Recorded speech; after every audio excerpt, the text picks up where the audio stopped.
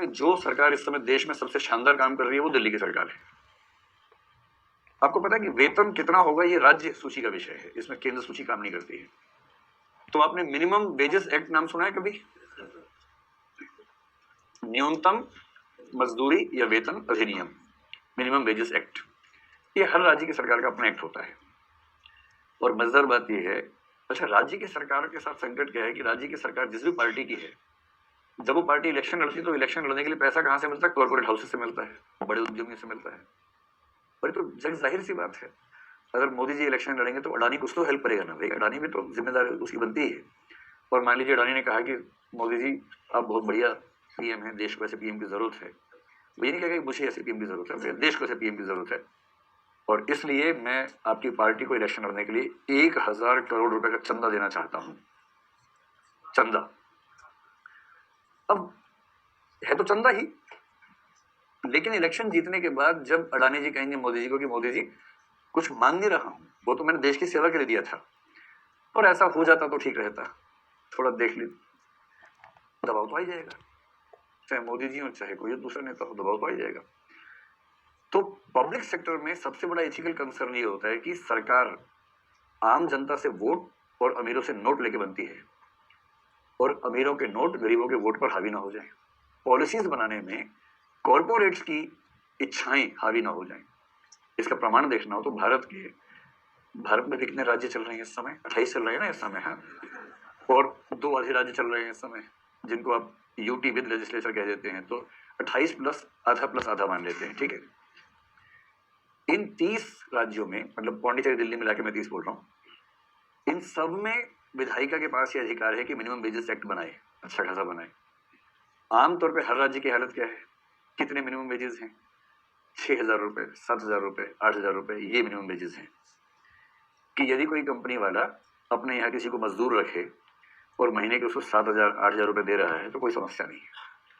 और फिर क्योंकि ये विषय राज्य सूची का है तो राज्य सरकारें आमतौर पर इस विभाग को इतना कमजोर रखती हैं कि किसी उद्यमी के खिलाफ एक्शन नहीं होता है।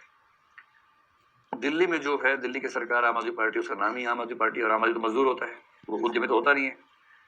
इनको ये पता है कि ना इनको हिंदू के वोट मिलेंगे ना मुसलमान के वोट मिलेंगे, ना इनको दलित के वोट मिलेंगे ना यादव जी के वोट मिलेंगे, क्योंकि किसी ऐसी कास्ट या रिलीजन की बैकग्राउंड वाली पार्टी है नहीं।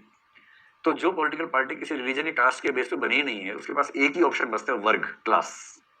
और अमीरों के पास कोई कुछ भी कर ले, वोट नहीं होते ज्यादा, क्योंकि अमीर बहुत कम है इसलिए अमीर है।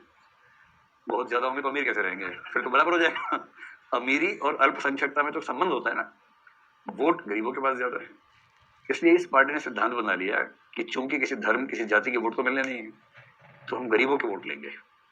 और गरीबों के वोट लेने का एक ही तरीका है, स्कूल, हॉस्पिटल, जो गरीबों के बच्चों को ठीक से नहीं मिलते, दर्द रहता है इस बात का, इतना निवेश कर दिया स्कूलों में और हॉस्पिटल से, मोहल्ला क्लिनिक वगैरह में, कि दिल्ली के गरीब इस समय भारत के सबसे शानदार गरीब हैं। मतलब गरीब होना ही है तो आज भी दिल्ली में गरीब हो, किसी और राज्य में गरीब होने में वो मजा नहीं है जो दिल्ली में गरीब होने में मजा इस समय है। और क्या कर दिया? मिनिमम वेजेस एक्ट, पानी फ्री, बिजली फ्री, ये फ्री, वो फ्री, महिलाओं के लिए मेट्रो फ्री, वो सब तो कर ही दिया है। अच्छा, जो मोदी जी का मॉडल है वो कहता है कि यार तुम सब कुछ फ्री काहे कर देते हो, महिलाओं के लिए मेट्रो फ्री, क्या मतलब है? क्या महिलाएं बराबर की नागरिक नहीं है? ऐसा नहीं है, वैसा नहीं है।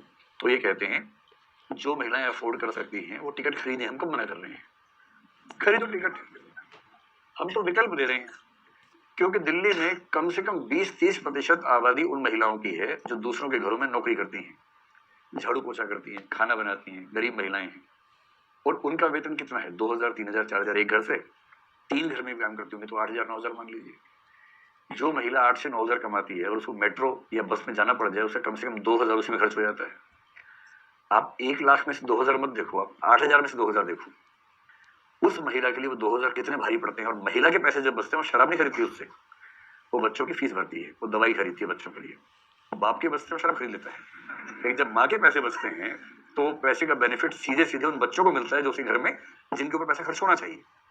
और जिनको इतना ही दर्द हो रहा है कि भाई क्यों फ्री कर देते हो, तो आप खरीदो टिकट। कैसे मना किया है? आप दो खरीदो टिकट, हमको मना कर रहे हैं? भाई अमीर महिला हो, आप 3 टिकट खरीदो, 2 फाड़ दो, 1 पे जाओ। क्या किसे मना किया है? हमें तो गरीब महिलाओं की चिंता है, हमारे गरीबों की चिंता है, क्योंकि वोट वहीं से आएगा, सीधी सी बात है। और इस सरकार ने एक काम और किया, मिनिमम वेजेस एक्ट। इसके पहले सरकार जो थी शीला दीक्षित की, उस समय मिनिमम वेजेस दिल्ली में मुश्किल से 9000, 10,000 के आसपास हुआ करती थी। इस सरकार ने पिछले 3 साल में एलजी ने बहुत कोशिश की फाइल दबाने की, खूब फाइल दबाई। ये सरकार हाई कोर्ट चली गई एलजी के खिलाफ, अंत में हाई कोर्ट से जीत के आ गई कुछ दिन पहले। और अब दिल्ली में न्यूनतम वेतन 15,000 के आसपास है।